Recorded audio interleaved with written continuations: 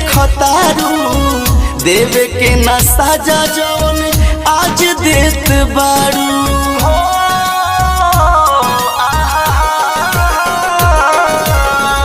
अब का पलट के तू हमके देखतारू देवे के ना साजा जवन आज देत बारू। जातारू त जायब कायर मान ले बुका, जातारू त जायब कायर मान ले बुका। ए गोरी अब का तुझियते परान ले बुका, ए गोरी अब का तुझियते परान ले बुका। अब का तुझियते परान ले बुका,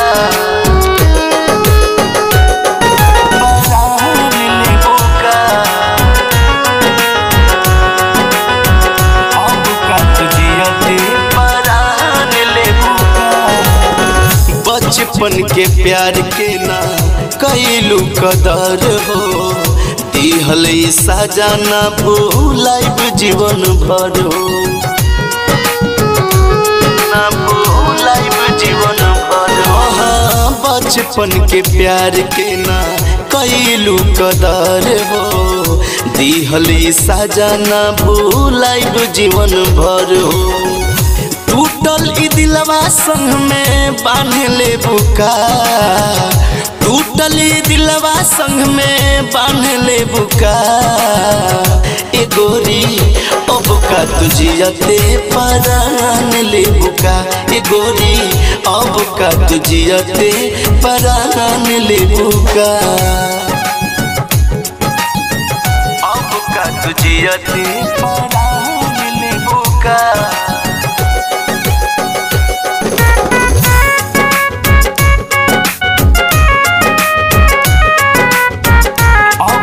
तुझियते परान ले बुका।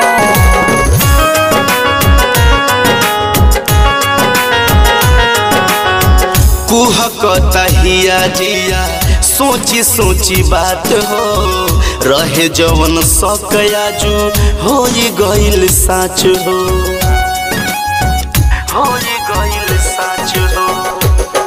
हाँ कुहकता हिया जिया सोची सोची बात हो, रहे जवन सकया जो हो गइल साच हो। धामू बाबू के लागे जान ले बुका, धामू बिना के लागे जान ले बुका।